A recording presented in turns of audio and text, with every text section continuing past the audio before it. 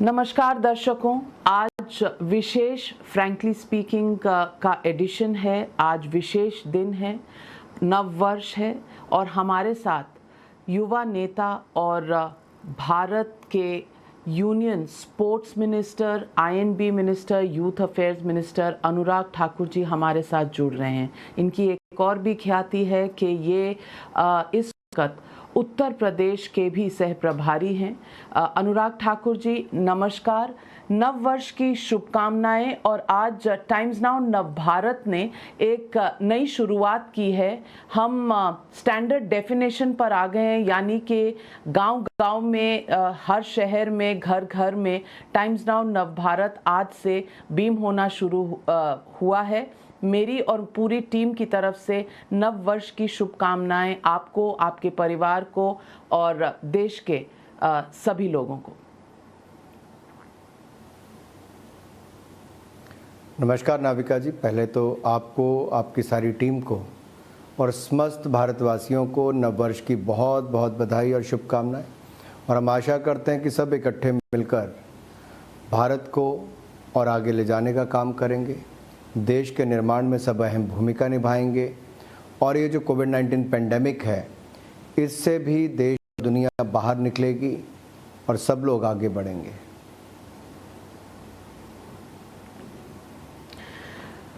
अनुराग ठाकुर जी, नव वर्ष में एक नई शुरुआत की है टाइम्स नाउ एसडी ने, और आज इस दिन पर हम आपसे, आपके कर कमलों से चाहेंगे कि आप हमारी सारी टीम को वो प्रेरणा के स्रोत बने और सारी टीम को प्रेरणा दें कि हम निडर और निर्भीक होकर जो हमारा रोल है जर्नलिस्ट होने का, पत्रकार होने का, वो हम निभा सकें।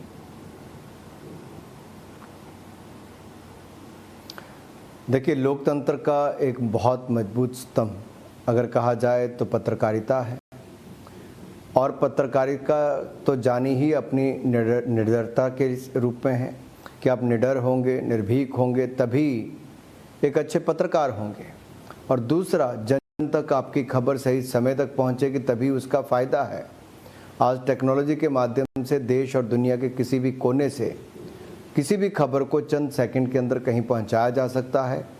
और अब टाइम्स नाउ नव भारत अगर देश के कोने कोने में एसडी फॉर्मेट में उपलब्ध होगा, कि देश के लोगों को भी इसका लाभ मिल पाएगा, सही खबर सही समय पर पहुंचेगी और निडर और निर्भीक होकर आप लोग अपनी खबर को पहुंचाइए।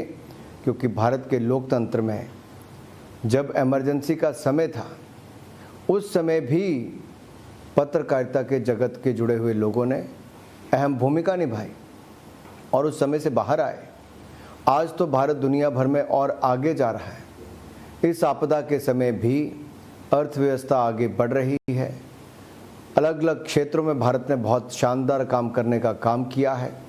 वो भी एक तरफ से जनता के बीच में पहुंचे। अच्छी खबर सुनने के लिए भी लोग इंतज़ार करते हैं कि सुबह अच्छी खबर सुनने को मिले, और मुझे लगता है वो अच्छी और सच्ची खबरें भी जन जन तक पहुंचेंगी। आपका बहुत धन्यवाद इस प्रेरणा के लिए। लेकिन अनुराग ठाकुर जी, आज नव वर्ष का पहला दिन है और आज ही दुखद समाचार आ रहा है वैष्णो देवी से। वहाँ जो हुआ, कहीं ना कहीं शासन को इसका दोषी माना जा रहा है। महबूबा मुफ्ती जी ने भी ट्वीट किया है कि शासन ने शायद क्राउड कंट्रोल सही नहीं किया।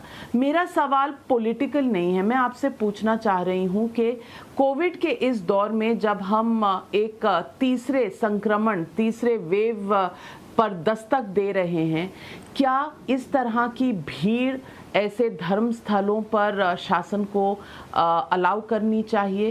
क्या इस पर कोई नियंत्रण होना चाहिए? क्या हम इस दौर में दोबारा दूसरे वेव की गलतियां दोहरा रहे हैं? ये पहला सवाल है जो आम जनता आज पूछना चाह रही है।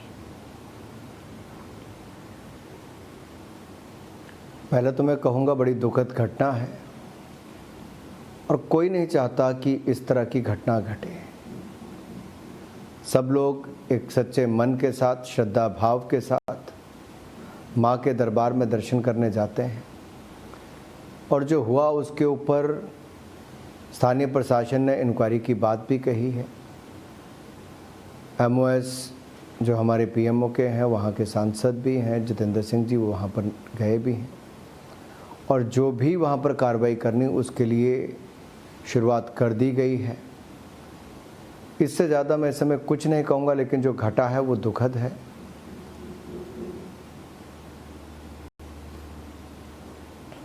अनुराग ठाकुर जी, मानती हूं कि इस वक्त जल्दी कुछ कहना ना सही है ना आसान है, लेकिन मैं ओवरऑल पूछना चाहती हूं, जिस तरह से आम आदमी में देश भर में रिस्ट्रिक्शंस हो रही हैं कि नाइट कर्फ्यू लग रहे हैं, 10 बजे के बाद आप बाहर ना निकले, आप भीड़ में इकट्ठा ना हो, मार्केट में भीड़ ना करें, तो ये आम आदमी के लिए जो रिस्ट्रिक्शंस हैं ये सही हैं और इन्हें मानना भी चाहिए। लेकिन क्या कोविड-19 जो है वो नेताओं पर या पॉलिटिकल रैलीज को इम्पैक्ट नहीं करता? क्या उन पे कोई असर नहीं होता? क्योंकि हमने जो बंगाल चुनाव के दौरान देखा था वही अब हम देख रहे हैं कि 5 राज्यों में चुनाव होने जा रहे हैं और नेता धड़ाधड़ रैली किए जा रहे हैं, भीड़ में कंपटीशन है कि किस पार्टी की रैली में ज़्यादा भीड़ आएगी। तो क्या ये एक सही दिशा और दशा बता रहा है देश के लोगों को कि ये कोविड-19 का संक्रमण के जिस दौर पे हम खड़े हैं वो कितना डेंजरस हो सकता है हमारे लिए? देखिए, कानून व्यवस्था राज्य का विषय है और समय समय पर गाइडलाइंस वो जारी भी कर रहे हैं। सब राज्यों ने अपने अपने जगह पर अलग अलग गाइडलाइंस को जारी किया है और उस प्रोटोकॉल को बाकी लोग फॉलो भी कर रहे हैं। जहाँ तक पॉलिटिकल रैलीज़ की बात है, अगर वो कोविड प्रोटोकॉल को लेकर चल रही हैं तो बिल्कुल सही हो सकता है। जहाँ तक इलेक्शन कमीशन की बात है, उनको डेट्स तय करनी है, चुनाव होंगे, कब होंगे, उसके लिए क्या गाइडलाइंस रहेगी, इलेक्शन कमीशन ऑफ इंडिया को तय करना है। और जैसे ही चुनाव, क्योंकि अब कुछ दिनों में घोषणा हो जाएगी, तो उसके साथ साथ इलेक्शन कमीशन अपनी गाइडलाइंस भी देगा और सभी पॉलिटिकल पार्टीज़ को उसके अनुसार चलना पड़ता है। अनुराग ठाकुर जी, जब तक ये गाइडलाइंस ना आए, और पिछली बार भी हमने देखा था कि इलेक्शन कमीशन की गाइडलाइंस वही थी जो हेल्थ मिनिस्ट्री की थी और लोकल गवर्नमेंट की थी, स्टेट गवर्नमेंट की थी। उन्होंने कहा इसी को इम्प्लीमेंट करना चाहिए क्योंकि इलेक्शन कमीशन हेल्थ एक्सपर्ट नहीं है। इलेक्शन कमीशन की एक्सपर्टीज है चुनाव करवाने में।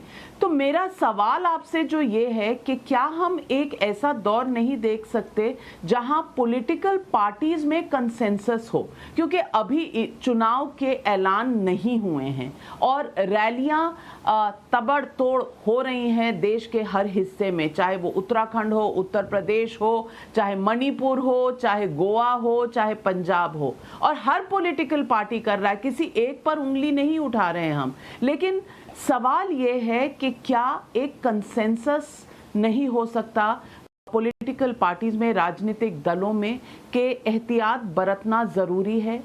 और कोविड जो है वो सिर्फ रात को नहीं आता, वो दिन में भी आता है, पॉलिटिकल रैली में भी उतना आता है जितना कि मार्केट में जहां आम आदमी होते हैं।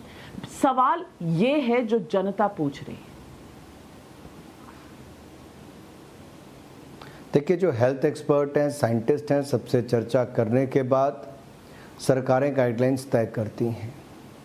और आपने ठीक कहा, अगर इलेक्शन कमीशन ने पिछले चुनावों में भी जो राज्य सरकारों की गाइडलाइंस थी उनको लागू करने के लिए कहा, क्योंकि एक्सपर्ट्स के द्वारा तय किया गया है। अगर इस बार भी जो इलेक्शन कमीशन की गाइडलाइंस होंगी वो करेंगे, लेकिन ये कह देना कि कैंपेन ना हो, मैं कहना चाहता हूँ कि उसके लिए भी अगर सेंट्रलाइज कोई ऐसा आदेश होता है तो उस पर क्यों नहीं विचार हो सकता है। लेकिन आखिरकार वो कौन तय करेगा? क्या आपने बाकी राजनीतिक दलों से बातचीत की? आप बताएं। क्या वो मानने के लिए तैयार हैं? अगर तैयार हैं तो इलेक्शन कमीशन ने जो भी कुछ दिन पहले बैठक की तो उस पर उन्होंने सबको पूछा कि चुनाव होने चाहिए, सबने कहा होने चाहिए, सही समय पर होने चाहिए।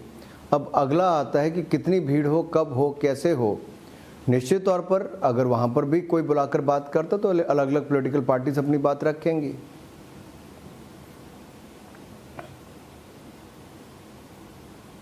लेकिन पहल नहीं होगी सरकार की तरफ से इस मौजू पे?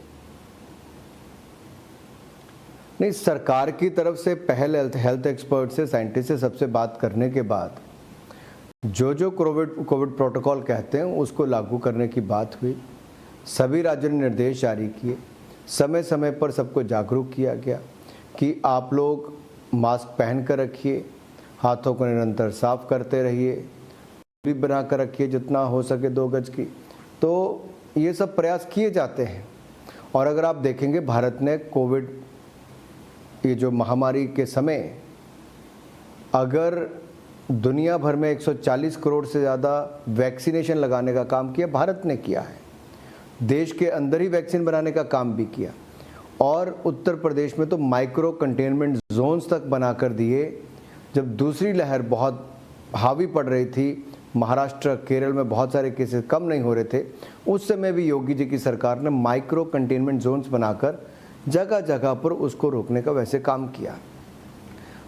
हम सब प्रयास करेंगे कि कोविड प्रोटोकॉल को फॉलो किया जाए, लेकिन जहाँ तक चुनावों की बात है, ये तो इलेक्शन कमीशन की ही गाइडलाइंस पर सारा निर्भर करता है कि क्या क्या आदेश आते हैं। अनुराग ठाकुर जी, दिल पर हाथ रख के बोलिए कि आप सह प्रभारी हैं उत्तर प्रदेश के बीजेपी की तरफ से। क्या जो सभाएं हो रही हैं इस वक्त उत्तर प्रदेश में, उनमें कोविड प्रोटोकॉल फॉलो हो रहा है? सिर्फ आपकी पार्टी की बात नहीं कर रही, सब पार्टियों की बात कर रही है।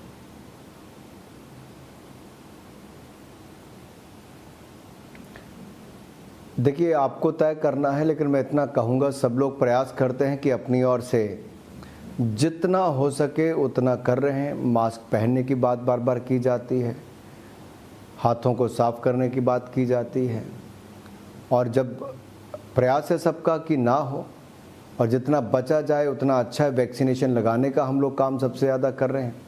लेकिन आप ये भी देखिए, कुछ लोग ऐसे हैं जिनका पता ही नहीं कि उन्होंने वैक्सीन लगाई कि नहीं लगाई। ये वो लोग हैं जो आज रैलियों को संबोधित भी कर रहे हैं। ये वही लोग हैं जो आज से कुछ महीने पहले तक कहते थे ये तो वैक्सीन जो है ये बीजेपी की है। आज वो लोग जब भीड़ इकट्ठी करते हैं तो उनसे पूछना चाहिए कि क्या उन्होंने और उनके परिवार ने वैक्सीनेशन कराया कि नहीं करवाया है। और देश की वैक्सीन को बीजेपी का वैक्सीन कहते हैं ना, ठीक है, हमारी सरकार ने तैयारी की, मेक इन इंडिया वैक्सीन बनी, आत्मनिर्भर भारत को आगे बढ़ाया, ये अच्छा है। दुनिया पर हम निर्भर नहीं रहे, हमने दुनिया को दवाई भी और वैक्सीन देने का काम किया है, वैक्सीन बनाई भी, लगाई भी। लेकिन दूसरी ओर ऐसे भी हैं जिन्होंने गरीब जनता को गुमराह करने का काम किया और कहा कि वैक्सीन मत लगाइए तो बीजेपी की वैक्सीन है। ये वैक्सीन ने ही बचाने का काम किया अब तक। मैं पहाड़ी राज्य हिमाचल से आता हूँ, हमारे यहाँ डबल वैक्सीन 18 साल से ज़्यादा वालों को सबको लग गई है। गोवा ने कर दिया, उत्तराखंड ने कर दिया, बाकी राज्यों ने बहुत अच्छा किया। उत्तर प्रदेश के इतने बड़े आंकड़े, इतने बड़े राज्य में जितना वैक्सीनेशन कैंपेन हुआ, उसके बावजूद जबकि वहाँ पे जो विपक्ष के दल थे वो गुमराह करने की बात करते थे।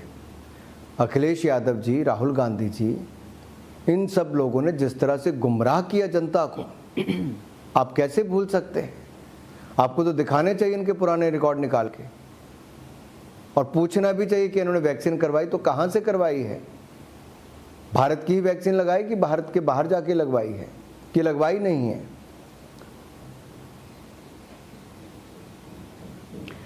बिल्कुल, राजनीतिक माहौल है, सरगर्मियां बढ़ चुकी हैं चुनावों की। और उत्तर प्रदेश के चुनाव पर अगर आए तो अनुराग ठाकुर जी, मैं आपसे पूछना चाहूंगी, उत्तर प्रदेश में इस बार किस बात पर चुनाव होंगे? मुद्दा क्या होगा? मंदिर, काशी विश्वनाथ, अयोध्या, या फिर डेवलपमेंट, विकास, एक्सप्रेसवे, एयरपोर्ट? किस मुद्दे पर होगा? क्योंकि जब भी बात होती है तो मुद्दे जो हैं वो अक्सर विपक्ष आप पर प्रहार करता है कि आप कम्युनल मुद्दे उठाते हैं और ध्रुवीकरण करते हैं चुनावों का। आप इस आरोप के बारे में क्या कहेंगे?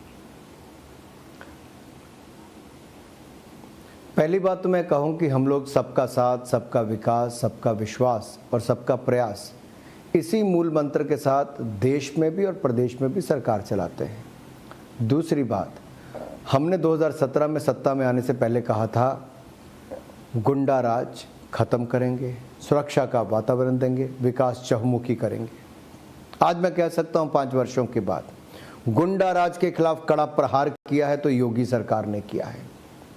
जो माफिया थे, अतीक अहमद हो, मुख्तार अंसारी हो, जिनका दबंगई दबदबी चलती थी, अब दबंगई और दंगे नहीं होते, अब दमदार सरकार है। ये आतंक फैलाने वाले, इनके खिलाफ प्रहार किया गया है। आज उत्तर प्रदेश के किसी कोने में जाइए, जन जन कहेगा दमदार सरकार है, ईमानदार सरकार है। और यही लेकर हम जनता के बीच में जाएंगे कि ईमानदारी के साथ विकास चहुमुखी किया। देखिए, 15 करोड़ से ज़्यादा लोगों को मुफ्त राशन, दुगना राशन, ये देने का काम मोदी योगी सरकार ने किया, डबल इंजन की सरकार ने किया है। रिकॉर्ड वैक्सीनेशन उत्तर प्रदेश ने करने का काम किया है। यही नहीं, एक्सप्रेसवे एक नहीं कई बनाने का काम किया। एक और सरयू सिंचाई योजना, बांध परियोजना को पूरा किया जो 50 साल तक नहीं हुई थी। तो दूसरी ओर केन बेतवा लिंक, ये 44,600 करोड़ रुपए का मंजूर किया। गांव गांव सड़कें पहुंचाई तो एक्सप्रेसवे बनाए। विकास की तो एक लंबी लिस्ट है जिसको अगर आप देखेंगे तो उत्तर प्रदेश में हमारी उपलब्धियां बहुत ज़्यादा हैं। जो राज्य कभी 9वें 10वें नंबर पर अर्थव्यवस्था की दृष्टि से भी और ईज़ ऑफ डूइंग की दृष्टि से भी था, वो आज दूसरे नंबर पर उत्तर प्रदेश देश में आया है। एक बहुत बड़ी उपलब्धि है। इससे पता चलता है कि वहाँ पर कामकाज करने की सहूलियत भी हुई और दंगे भी नहीं, क्योंकि दमदार सरकार है, ईमानदार सरकार है। तो अनुराग ठाकुर जी, फिर इस माहौल में धर्म संसद जो कहते हैं और इतनी हेट स्पीच आती है वहाँ से, माइनॉरिटीज़ के बारे में जो कहा जाता है, मुसलमानों और क्रिश्चियंस के बारे में कहा जाता है कि इनको मार दो, ख़त्म कर दो, इस तरह के वक्तव्य वहाँ से आते हैं। और जब छत्तीसगढ़ में आते हैं तो अरेस्ट हो जाता है, लेकिन हरिद्वार में होते हैं तो कोई अरेस्ट नहीं होता। और बीजेपी के किसी सीनियर लीडर ने इसकी भर्त्सना भी नहीं की, इसको क्रिटिसाइज भी नहीं किया और इसके बारे में कोई एक्शन भी नहीं लिया। तो क्या ये ना समझा जाए कि कहीं ना कहीं आपको ध्रुवीकरण जो है वो सूट करता है चुनावी दौर में, और इन आउटफिट्स जो फ्रिंज आउटफिट्स कहे जाते हैं, बिल्कुल साइड के हार्ड लाइन हिंदुत्व वाले आउटफिट्स हैं, उनके बारे में भी आप कुछ कहने से हिचकिचाते हैं, डरते हैं? देखिए, कोई हिचकिचाता नहीं, कोई डरता नहीं। और मैं चाहता हूं कि आप भी उन चीज़ों को ज़रूर दिखाइए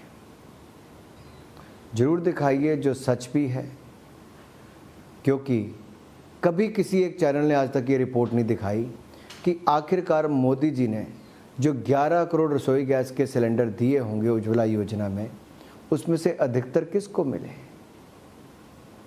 क्या आपने कभी कोई सर्वेक्षण किया? ये जो पक्के मकान सबसे ज़्यादा बने, 2 करोड़ से ज़्यादा, 3 करोड़ अब होने वाले हैं, किसको सबसे ज़्यादा मिले? क्या आपने कभी आंकड़े निकालने का प्रयास किया बिजली जिन घरों में सबको पहुंची वो कौन से परिवार थे, किस समुदाय से आते थे? शौचालय किन बहनों को सबसे ज़्यादा मिला? ये ट्रिपल तलाक की, इससे निजात किस समाज को दिलाई गई? एक के बाद अगर आप दूसरा उदाहरण निकाल कर देखेंगे, आप कुल मिलाकर देखेंगे, इसमें ना जाति देखी गई, ना धर्म देखा गया, ना समुदाय देखा गया। इसमें केवल गरीब जनता को लाभ मिले, किसी भी जाति, समुदाय, धर्म कहीं से भी आता हो, उसको मदद करने का काम किया है। और आप उसमें पाएंगे, उसमें चाहे अल्पसंख्यक समाज है, उसमें बहुत बड़ी तादाद में उनको लाभ मिला है। मोदी जी का हमेशा एक ही मन में रहता है कि सबका साथ, सबका विकास। पूरा देश एक है, हम सब भारतीय हैं, भारत को आगे बढ़ाना है। हर भारतीय का भारत के निर्माण में राष्ट्र निर्माण में एक अहम भूमिका होनी चाहिए। और आज़ादी का अमृत महोत्सव जब हम मना रहे हैं, एक और तो हम आज़ादी दिलाने वालों को याद कर रहे हैं, दूसरी ओर आज की युवा पीढ़ी को उससे जागरूक करके, प्रेरित करके, उनको प्रेरणा दिलाकर उनको भी राष्ट्र निर्माण में लगा रहे हैं। हम एक नए भारत का निर्माण कर रहे हैं मोदी जी के नेतृत्व में, और नए भारत में हर भारतीय की अहम भूमिका है। छोटी हो सकती, बड़ी हो सकती, लेकिन हर भारतीय की। हम सारे समाज को इकट्ठा लेकर चलते हैं। अनुराग जी, आपने सही कहा कि इन स्कीम्स जो हैं, परियोजनाएं जो हैं, इसमें जाति या धर्म का कोई भी डिफरेंस नहीं किया जाता, किसी के बीच में कोई पक्षपात नहीं होता। लेकिन इस धर्म संसद पर एक भी सीनियर लीडर ने, एक भी मंत्री ने कोई विशेष टिप्पणी की ही नहीं है। हरिद्वार में जो इतनी हेट स्पीचेस हुई, एक अरेस्ट नहीं हुआ, एक भी अरेस्ट नहीं हुआ। एफआईआर भी जो हुआ है वो एक इंसान के खिलाफ, जो आयोजक थे, जो बोल रहे थे, उनके ऊपर एफआईआर भी नहीं हुआ। तो अनुराग ठाकुर जी, आपकी परियोजनाएं अपनी जगह हैं, सराखों पर अगर सबके लिए हैं और सबका विश्वास करती हैं, लेकिन दूसरी तरफ आप सूचना और प्रसारण मंत्री भी हैं, और सूचना और प्रसारण मंत्री जो होते हैं वो सरकार की छवि तय करते हैं। तो मैं आपसे पूछना चाहती हूँ, क्या आप व्यक्तिगत तौर पर इन स्टेटमेंट्स की, इन वक्तव्यों की भर्त्सना करेंगे? आप कहेंगे कि ये गलत है? कोई भी धर्म समुदाय अगर इस तरह की बात कहे, कोई भी इंसान अगर इस तरह की बात कहे, तो वो गलत है।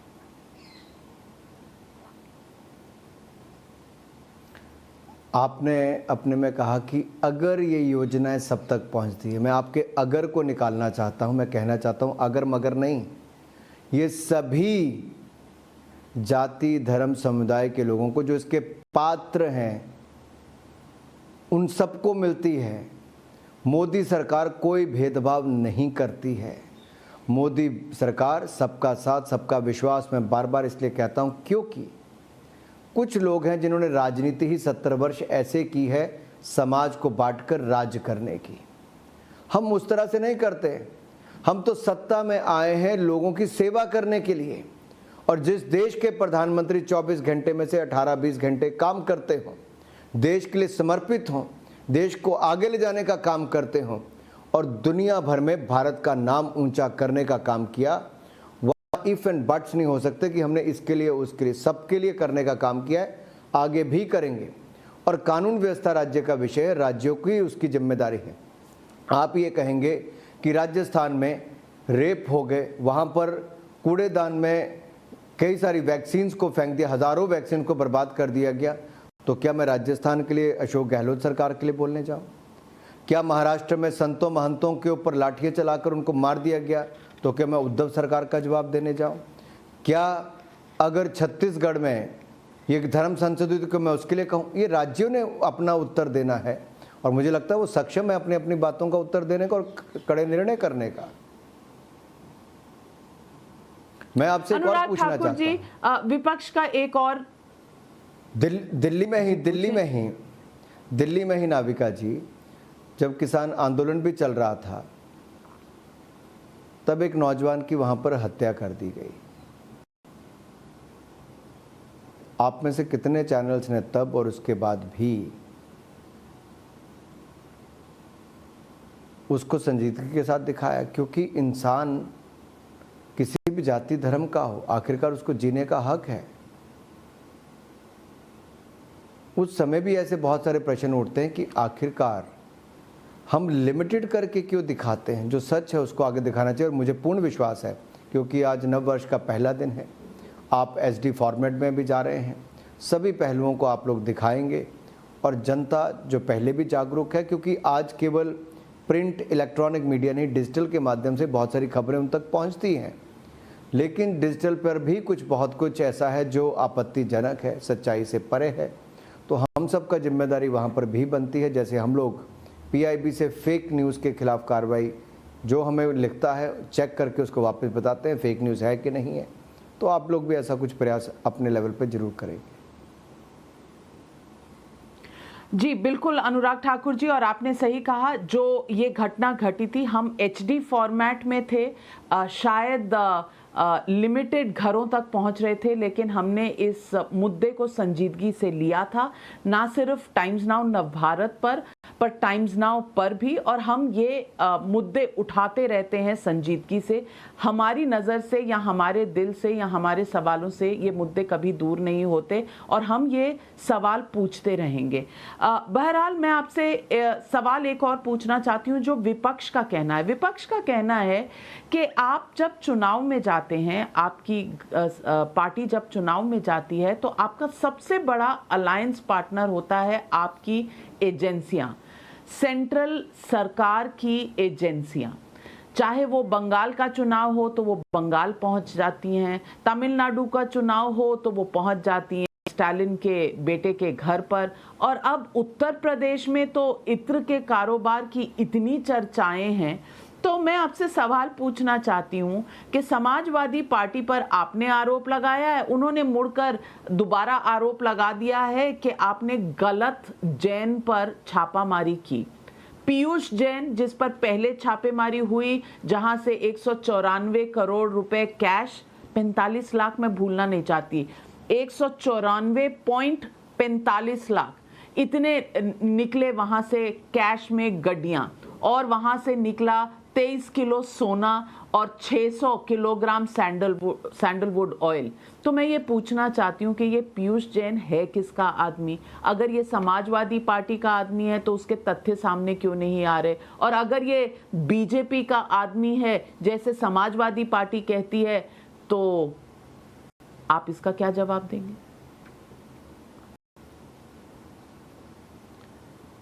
नाविका जी, अगर किसी और चैनल पर कुछ घटे तो उसका दर्द आपको होगा? नहीं होगा, क्योंकि आपका उससे कोई लेना देना नहीं है। तो पीयूष जैन के यहाँ पर अगर छापेमारी इनकम टैक्स ने की और दर्द अखिलेश यादव जी को और उनकी पार्टी के लोगों को हुआ, उन्होंने कहा इनकम टैक्स ही नहीं, अब तो ईडी और सीबीआई भी आएगी, तो क्यों दर्द हुआ? आखिरकार किसी व्यापारी ने काला धंधा किया है, काला धन कमाया है और देश के गरीबों का हक छीना है, तो अखिलेश यादव जी को तो कहना चाहिए था कि बहुत हुआ, बहुत अच्छा हुआ, अच्छी कार्रवाई हुई, काला धन पकड़ा गया। आखिरकार काला धन रोकने के लिए ही हमने 2014 में भी कहा, तो उसके बाद लगातार ये काम चल रहा है। एक बार नहीं, कई बार पहले आपने पश्चिम बंगाल की बात की, वहां पर भी केवल रेड नहीं हुई, पैसे पकड़े गए। कागजों पे जो लिखा था वो आप पढ़े, जिसके पास जानकारी होगी उनको पता होगा क्या क्या है, लेकिन मैं और आप तो नहीं कह सकते। आखिरकार ये 194 करोड़ रुपया जो पकड़ा गया, 23 किलो सोना पकड़ा गया। आपके घर में कितना सोना होगा, या आपके जो दर्शक देख रहे होंगे कितना सोना होगा किसी के घर में? 23 किलो सोना बड़ी बड़ी दुकानों में नहीं होगा। आखिरकार उस व्यापारी के पास कहां से आया? 194 करोड़ रुपया कैश उस गरीब के पास जिसके पास 200 रुपए का नोट नहीं होता, एक तरफ 194 करोड़ रुपया किसी के पास पड़ा है। तो आप तुलना करके देखिए, अखिलेश यादव जी को उसका दर्द नहीं है जिसकी जेब में 200 रुपए नहीं है। अखिलेश यादव जी को उसका दर्द है जिसके घर से 194 करोड़ रुपया पकड़ा गया। अखिलेश यादव जी को उसका दर्द नहीं पता जिसको अपनी बेटी की शादी में 200 ग्राम तो दूर, उससे भी कम वो सोना बेचारा पहना सकता, लेकिन एक के पास 20 किलो सोना, 23 किलो सोना पकड़ा जाता है। फर्क यही है कि वो उद्योगपति के बारे में सोचते हैं, और उस उद्योगपति के बारे में जिसके तार कहीं ना कहीं इत्र से जुड़े हैं। और इत्र अगर कोई लेकर आया अपनी पार्टी के नाम से, तो आप देख सकते हैं कौन लेकर आया। सपा ही इत्र इत्र इत्र इत्र इत्र कर रही थी। अब इत्र व्यापारी के यहाँ पर अगर छापा मारा जाता है, कैश पकड़ा जाता है, सोना पकड़ा जाता है, चांदी पकड़ा जाता है, और वो भी छोटा मोटा नहीं, जिससे सबकी आंखें खुल गई। 7-7 दिन नोट गिनने में लग गए। आखिर अखिलेश जी को इसका दर्द क्यों है? इतनी पीड़ा क्यों है? वो अपना काम करें, राजनीति का सेवा करने के लिए करना चाहते तो करें, किसी भ्रष्ट व्यापारी के यहाँ पर छापा पड़ता है तो उसका दर्द समाजवादी पार्टी और अखिलेश यादव जी को क्यों होता है, सवाल ये। पीयूष जैन और पंपी जैन में कहीं कंफ्यूजन तो नहीं हो गया, क्योंकि उत्तर प्रदेश के गलियारों में इसकी बड़ी चर्चा है, तो कम से कम थोड़ी सी जानकारी हमारे दर्शकों को भी दे दें अनुराग ठाकुर जी, क्योंकि सब चुटकियां लेकर चाय पे चर्चा कर रहे हैं कि ये पीयूष जैन और पंपी जैन की कहानी क्या है। तो थोड़ा सा नए साल वाले दिन कुछ चर्चा हमारे दर्शकों के साथ भी कर लें इस बारे में। नाविका जी, चाय पर चुटकियां लेने का काम तो जो करते हैं वो करें, लेकिन आपका और मेरा काम देश को सच्चाई बताने का है और हमें सही खबर, सच्ची खबर देनी ही चाहिए कि जिस व्यक्ति के घर पर 200 करोड़ रुपया मिला हो, 23 किलो सोना, कई सौ किलो चांदी मिला हो, करोड़ों रुपए का चंदन का तेल मिला हो, वो कोई भी हो, समाजवादी पार्टी को दर्द हो रहा है उसके पकड़े जाने से, तो दर्द सीधा पता चल रहा है कि इसके तार कहाँ जुड़े हुए हैं।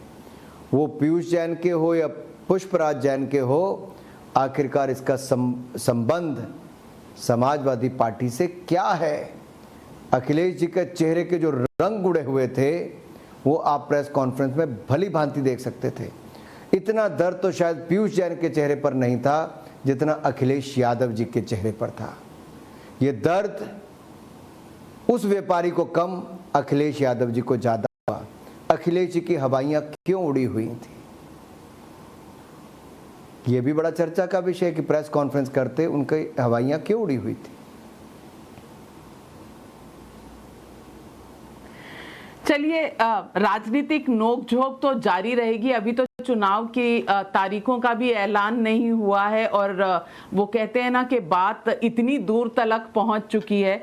लेकिन मैं आपसे पूछना चाहती हूं अनुराग ठाकुर जी, लोगों का कहना है कि अगर काम की बात हो तो आप एक्सप्रेसवे और एयरपोर्ट जो कभी मायावती जी कहती हैं इसका प्लान उन्होंने बनाया था, कभी अखिलेश जी कहते हैं उनकी सरकार ने बनाया था, तो वो तो उद्घाटन हुए ही, साथ में उद्घाटन हुआ केदारनाथ का, काशी विश्वनाथ का, अयोध्या के राम मंदिर का, और कुछ ऐसे भी वक्तव्य आए हैं जिसमें निजामों की बात हो रही है। उत्तराखंड में ये बात चल पड़ी कि सड़कों पर नमाज होती है शुक्रवार को, यानी कि जुम्मे के दिन को उत्तराखंड की सरकार जो है वो छुट्टी देने की सोच रही थी कांग्रेस की सरकार में। तो मैं ये पूछना चाहती हूँ कि क्या ये ध्रुवीकरण नहीं है? अगर काम इतना अच्छा बोलता है तो इन सब बातों का क्या मतलब है? सिर्फ काम पर बात होनी चाहिए, सिर्फ साथ की बात होनी चाहिए, सिर्फ विकास की बात होनी चाहिए, सिर्फ विश्वास की बात होनी चाहिए।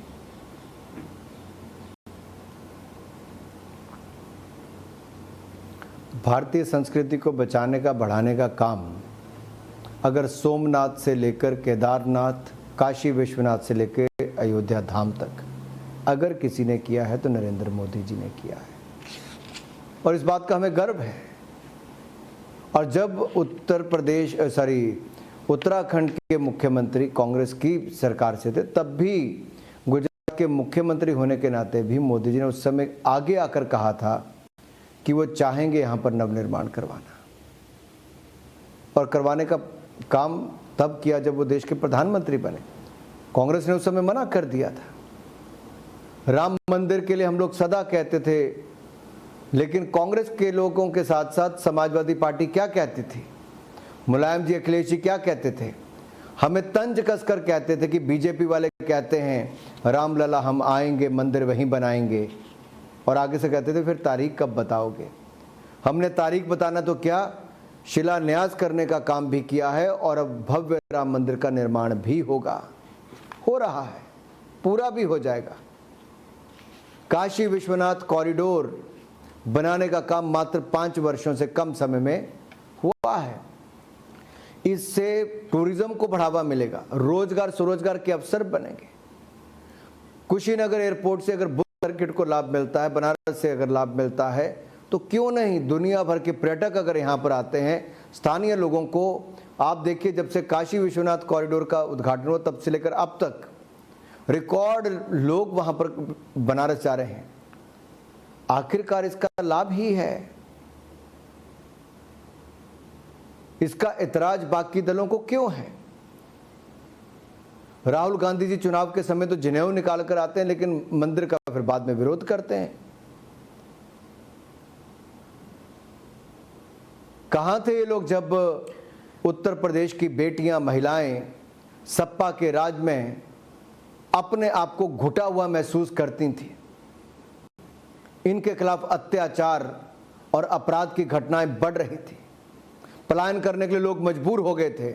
उस समय तो कांग्रेस का हाथ समाजवादी पार्टी के साथ था। दोनों उत्तर प्रदेश के अखिलेश जी और राहुल गांधी जी उस समय तो कह नहीं हटते थे, लेकिन आज कहाँ हैं? आज अलग अलग क्यों हैं दोनों? बहन मायावती जी क्यों उस समय सपा के साथ गई, आज अलग हैं, कहाँ हैं? कोरोना काल के समय तीनों में से कोई नजर नहीं आया जनता की सेवा करने के लिए। योगी जी ने सेवा की, उनकी सरकार ने सेवा की। ये 4.5 साल तक नजर नहीं आए उत्तर प्रदेश की जनता को। राहुल जी अमेठी हारने के बाद 2 साल के बाद गए और वायनाड में जाकर जो स्टेटमेंट दी थी उत्तर प्रदेश के लोगों के खिलाफ, वो आपको याद करवानी चाहिए। हम तब भी साथ थे, हम आज भी उत्तर प्रदेश की जनता के साथ हैं। योगी जी ने तब भी सेवा की थी, अब भी सेवा करेंगे। और मैं कहना चाहता हूं, हमने दमदार सरकार दी है, सोच ईमानदार, काम दमदार। और आज उत्तर प्रदेश के किसी कोने में जाइए, लोग कहते हैं जो पलायन करके चले गए थे वो वापस आए हैं, और जो पलायन के लिए मजबूर करवाते थे आज वो खुद पलायन कर गए हैं। आज वो दिखते नहीं हैं। जो कल तक खुले में बंदूकें लेकर चलते थे, 4.5 सालों में उनका नामो निशान नहीं है। बुलडोजर चला है उनकी बिल्डिंगों पर, जो कब्जे कर रखे थे लोगों की जगहों पर। आज उत्तर प्रदेश का व्यापारी और निवेश कर रहा है, बाहर से आकर लोग निवेश कर रहे हैं, रोजगार मिल रहा है। 4.5 लाख लोगों को सरकारी क्षेत्र में रोजगार, 3 कॉन्ट्रैक्ट के तौर पर 2-2.5 करोड़ से ज्यादा लोगों को कुल मिलाकर रोजगार के अवसर वहां पर उत्तर प्रदेश में खड़े हुए और मिले। क्यों हुआ? क्योंकि वहां पर कानून व्यवस्था सुधरी। माँ बेटियां अपने आप को सुरक्षित समझती हैं। व्यापारी 6 बजे दुकान बंद नहीं करता, रात के 10-11 बजे तक दुकान चलाता है और किसी भी समय अपना पैसा लेकर जा सकता है। ये वातावरण किसने खड़ा किया? मोदी योगी जी ने वहां पर खड़ा किया है। और ये दमदार सरकार, इसी को चाहती है जनता। अपने उत्तर प्रदेश को उत्तम प्रदेश के रूप में आगे बढ़ता देखना चाहती है जनता। मुझे लगता है अनुराग ठाकुर जी, आज उत्तर प्रदेश का चुनाव अगर आपकी स्टेटमेंट से जीतना होता तो शायद आपने जनता का दिल जीत लिया होता। लेकिन मैं पूछ रही हूँ कि जितना पैशन आपने उत्तर प्रदेश, उत्तराखंड में डाला है, क्या पंजाब को आपने छोड़ दिया है? ये जो कैप्टन अमरिंदर सिंह की कल तक आप मुखालफत करते थे, कहते थे कि ये चीफ मिनिस्टर हैं, इनसे मुलाकात करनी मुश्किल है, लोग मिल नहीं पाते उनसे, आज वो आपके अलायंस पार्टनर है, क्योंकि वजूद ही नहीं है बीजेपी का पंजाब में। पंजाब में कांग्रेस बनाम आम आदमी पार्टी की एक जद्दोजहद चल रही है कि वहां मुख्यमंत्री कौन बनेगा, कौन सरकार बनाएगा। पूछना चाहती हूं कि पंजाब में क्या बहुत लेट हुई ये अलायंस, और क्या इसका कोई भी आपको बेनिफिट मिलेगा, कोई भी फायदा मिलेगा पंजाब के चुनाव में? आप आज लिख लीजिए कहीं पर एक कागज़ पर कि पंजाब के नतीजे जब भी आएंगे, जी लिख, आप एक रिकॉर्ड भारतीय जनता पार्टी की ओर से देखेंगे कि क्या होने वाला। मैं इसलिए कह रहा हूँ क्योंकि एक बार भाजपा के ऊपर ऐसे कहा गया था तो सिर्फ 2 सीट वाले रह गए। हम 272 पे भी आए, 303 सीटें भी देश में जीतकर पूर्ण बहुमत की सरकारें भी बनाई। हमने कभी वोट के लिए निर्णय नहीं किया। किसान बिल लाए थे किसानों के हित में, और इसके अलावा जो कदम उठाए हैं, 47% मिनिमम सपोर्ट प्राइस ज़्यादा दी है मोदी सरकार ने, 47% ज़्यादा यूपीए के समय से लेकर अब तक। खरीद दुगनी से ज़्यादा की है, पैसा दुगने से ज़्यादा दिया है। और यही नहीं, 1 लाख करोड़ रुपया कृषि आधारभूत ढांचा बनाने के लिए दिया है। किसानों के लिए पीएम किसान सम्मान निधि 6-6 हज़ार रुपये किसान के खाते में डालने का काम किया है। बैंकों से हजारों करोड़ रुपया किसान को दिलाने का काम किया। लेकिन हम कांग्रेस की तरह झूठे वायदे नहीं, जिन्होंने कहा था कि कर्जा माफ करेंगे और कर्जा माफ नहीं कर पाए वो किसानों का। ये मैं इसलिए कह रहा हूं, पंजाब में जिस तरह से हमारी तरफ लोग जुड़ रहे हैं, एक के बाद दूसरा बड़ा नाम जुड़ रहा है, आप एक बार चुनाव की घोषणा होने दीजिए। पंजाब में आपको अनएक्सपेक्टेड, क्योंकि मीडिया की दृष्टि से मैं कह रहा हूं, जो मीडिया की अनएक्सपेक्टेड रिजल्ट्स हम देने वाले हैं, इसलिए क्योंकि ये वो प्रदेश है पंजाब जिसने आतंकवाद को बहुत लंबे समय तक भुगता है। बहुत लंबा दौर कांग्रेस के शासनकाल में आतंकवाद का इन्होंने देखा है, और वातावरण उस तरह से खराब ना हो, ये मेरी, आपकी और हम सबकी जिम्मेदारी है। वहां पर एक स्टेबल सरकार चाहिए, और वो स्टेबल सरकार भारतीय जनता पार्टी देगी। नरेंद्र मोदी जी ने, तो आपको लगता है आम आदमी पार्टी की सरकार हो या कांग्रेस की सरकार हो, तो वातावरण सही नहीं रहेगा? देखिए, जो मुफ्त में बांटने की बात करते हैं, केवल मुफ्त मुफ्त मुफ्त मुफ्त बात करते हैं, लेकिन इस बात को याद नहीं करते कि 1984 के दंगों में जो कत्लेआम सिखों के साथ हुआ था, जो इज्जत लूटने का काम उस समय हुआ था, कांग्रेस ने आज तक क्या उसके लिए माफी मांगी है? क्या गांधी परिवार उसके लिए माफी मांग चुका है? सिखों को न्याय दिलाने का काम मोदी सरकार ने किया जब एसआईटी का गठन किया। ये न्याय दिलाने का काम मोदी सरकार ने किया। करतारपुर कॉरिडोर खोलकर सिखों को, हमारे सिख भाई और बहनों को श्रद्धा के केंद्र वहां पर जाने का अवसर दिया। गुरु गोविंद सिंह जी का 350वां प्रकाशोत्सव हमने जोर शोर से मनाया, मोदी सरकार ने। 500वां गुरु नानक देव जी का प्रकाशोत्सव मोदी सरकार ने मनाया। 400वां गुरु तेग बहादुर जी का हम लोग जोर शोर से मना रहे हैं। सिख समाज के साथ जुड़ी हुई भीड़, जो हम गुरु ग्रंथ साहब अफगानिस्तान से एक बार नहीं 2 बार सुरक्षित निकालकर हम लाए, सारे सिख समुदाय के लोगों को अफगानिस्तान से निकालकर भारत हम सुरक्षित लाए। क्या एक भी बार कहीं पर हमने चूकने दिया है? पंजाब में हिंदू सिख भाईचारा बना रहे और मजबूत हो, इसके लिए सदा प्रयास किए गए हैं।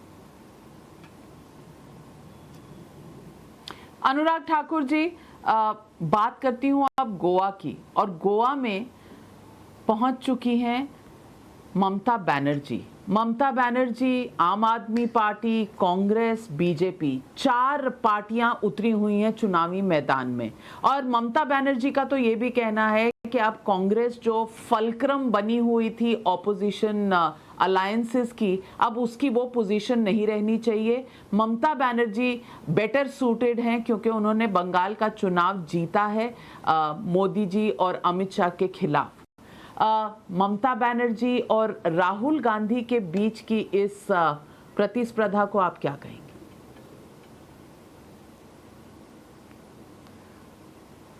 देखिए, प्रतिस्पर्धा होनी ही चाहिए विपक्ष में, और जितनी हो उतना अच्छा है लोकतंत्र में। इसमें खराबी क्या है? आखिरकार अगर कांग्रेस अपने नेताओं को संतुष्ट नहीं रख पा रही है, कांग्रेस अपना राष्ट्रीय अध्यक्ष ही तय नहीं कर पाती है और एडहॉक बेसिस पर चल रही है, तो इसमें अपने आप में बहुत सारे प्रश्न चिन्ह खड़े होते हैं कि खुद कांग्रेस कितनी संजीदा है, कितनी सीरियस है। ये अपने आप में एक बड़ा प्रश्न है। G23 ने जो आज तक उनके खिलाफ प्रश्न खड़े किए, उनके उत्तर उनके पास कोई नहीं थे। क्या कर पाए? और जहां तक ममता बनर्जी जी की बात है, उनको जरूर प्रयास करने चाहिए। क्यों ना करें? लोकतंत्र में हर किसी के पास अवसर है, जो जहां जाना चाहे जाए। लेकिन मैं ये कहूँगा, गोवा में जिस तरह से हमने काम किया है, एक युवा मुख्यमंत्री ने, प्रमोद सावंत जी ने, सभी साथियों को साथ में लेकर गोवा में भारतीय जनता पार्टी को और मजबूत किया, शानदार ढंग से सरकार चलाई। और हम अपने कामकाज के बल पर इस आपदा के समय भी हमने जिस तरह से देश को और प्रदेशों को आगे बढ़ाया है, हर किसी को साथ में लेकर सबका साथ सबका विकास मूल मंत्र के साथ चले हैं। विकास विकास विकास और विकास, इसी मूल मंत्र के साथ अपने राज्य और देश को आगे बढ़ाने का काम किया है, तो मैं कह सकता हूं हम अपने उपलब्धियों को लेकर जनता के बीच में जाएंगे। रिकॉर्ड जीत, चाहे मणिपुर हो, गोवा हो, उत्तर प्रदेश हो, उत्तराखंड हो और पंजाब में भी हम फतेह करके दिखाएंगे। आपको लगता है कि ये 2022 के जो चुनाव हैं पहले 5 राज्यों के होंगे और साल के अंत में हिमाचल प्रदेश और गुजरात के होंगे, इनका इम्पैक्ट 2024 के लोकसभा चुनाव पर बहुत गहरा होगा? क्या इसीलिए ये डू और डाई बैटल है बीजेपी के लिए? हर राज्य अलग अलग मुद्दों पर लड़ा जाता है, हर चुनाव अलग अलग मुद्दों पर लड़ा जाता है, क्योंकि राज्य के अपने विषय हैं। कॉरपोरेशन के चुनाव होते हैं, अलग मुद्दों पर लड़े जाते हैं, पंचायत के चुनाव अलग मुद्दों पर लड़े जाते हैं, इसलिए सबको एक साथ नहीं देखना चाहिए। हर राज्य अपने अपने मुद्दों को, जो गोवा का मुद्दा वो पंजाब में नहीं चल सकता, पंजाब का उत्तराखंड में और उत्तर प्रदेश में नहीं चल सकता। इसीलिए मैं कहना चाहता हूँ हर राज्य का चुनाव जो है उस राज्य के लिए बहुत महत्वपूर्ण है। वहाँ के मुद्दे अलग हैं, वहाँ के नेता अलग हैं, वहाँ की रणनीति अलग है। हम रणनीति भी, नेता भी, मुद्दे भी और उपलब्धियां भी बिल्कुल सही लेकर जनता के बीच में जा रहे हैं और पहले से ज़्यादा सीटें जीतकर फिर एक बार भाजपा सरकार बनाने जा रहे हैं। बस जाते जाते आपसे एक सवाल पूछूंगी, क्योंकि आप खेल मंत्री भी हैं, क्रिकेट में आपकी रुचि भी रही है, आप बीसीसीआई के अध्यक्ष भी रहे हैं। पूछना चाहती हूं कि इस वक्त एक कंट्रोवर्सी चल रही है, विराट कोहली बनाम सौरव गांगुली। मैं सिर्फ एक सवाल आपसे पूछना चाहती हूं कि क्या बीसीसीआई के जो प्रेसिडेंट हैं, जो अध्यक्ष हैं, उनको किसी खिलाड़ी कैप्टन पर टिप्पणी करनी चाहिए? और क्या ये जो कंट्रोवर्सी चल रही है कि बीसीसीआई ने रोका पर विराट चले गए, विराट कहते हैं उन्हें किसी ने रुकने के लिए कहा ही नहीं, इस कंट्रोवर्सी पर आपकी क्या विशेष टिप्पणी है, क्या इनसाइट है? देखिए, किसी ऑटोनोमस बॉडी पर मुझे टिप्पणी करने का ना कोई औचित्य बनता है, ना मैं करना चाहूँगा। क्रिकेट एक बहुत लोकप्रिय खेल है और बीसीसीआई ने पूरी दुनिया भर में भारत का नाम ऊंचा ही किया है। बहुत प्रोफेशनली रन ऑर्गेनाइजेशंस में से एक board of control for cricket in India ये है, और जिसने देश और दुनिया भर में अपने बलबूते पर अच्छा किया। कई वर्ल्ड कप जीते, बहुत उत्तम खिलाड़ी खड़े किए, आईपीएल जैसी लीग शुरू की जिससे बहुत सारे युवा खिलाड़ियों को आगे बढ़ने का अवसर मिला। इसके साथ साथ जो आधारभूत ढांचा पूरे देश भर में क्रिकेट का बना, ये सरकारी पैसे के बिना बीसीसीआई ने अपने बल पर बनाया। एक ऐसा बोर्ड जो बहुत प्रोफेशनली रन होता है और बड़े से बड़ी जगह पर भी कुछ ना कुछ छोटी घटनाएं हो जाती हैं। ना हो ऐसा प्रयास करना चाहिए, क्योंकि खेल बड़ा है और देश बड़ा है, और खेल को बड़ा रखने के लिए ही, देश को आगे रखकर ही सब निर्णय होते हैं। और मैं चाहता हूँ निर्णय कंट्रोवर्सी में ना हो, ऐसा सबको प्रयास करना चाहिए, कंट्रोवर्शियल ना हो। जितनी कंट्रोवर्सी कम हो उतना अच्छा है, क्योंकि खिलाड़ी को खेल पर ध्यान देना है, परफॉर्मेंस अच्छी होनी चाहिए। इसलिए हम इस विषय को वहीं पर छोड़कर, जहाँ पर बीसीसीआई ने छोड़ा है वहीं छोड़ दें तो अच्छा है, खिलाड़ियों के लिए भी, खेल के लिए भी, देश के लिए भी। अनुराग ठाकुर जी, शायद समझदार को इशारा ही काफ़ी है, तो समझने वाले समझ गए होंगे जो आप कहना चाह रहे हैं, क्योंकि देश की जनता जो है, मैं हमेशा कहती हूँ कि ये जो पब्लिक है ये सब जानती है और सब समझती है, और आपने जो कहा शायद समझ गई होगी। हमारे साथ जुड़ने के लिए नव वर्ष के दिन और टाइम्स नाउ नव भारत की एसडी पर नई शुरुआत के दिन आपका बहुत बहुत धन्यवाद। अनुराग ठाकुर जी, हमारी पूरी टीम की तरफ से और हमारे सब दर्शकों की तरफ से आपको शुभकामनाएं कि ये साल मंगलमय हो, हेल्थ की दृष्टि से सबके लिए सही हो और भारत आगे भी बढ़े और इन चुनाव के नतीजे ऐसे हों जो भारत के लिए अच्छे हों। बहुत धन्यवाद आपको और बहुत शुभकामनाएं आपको, आपकी टीम को और देशवासियों को नव वर्ष की मंगल कामनाएं। नमस्कार।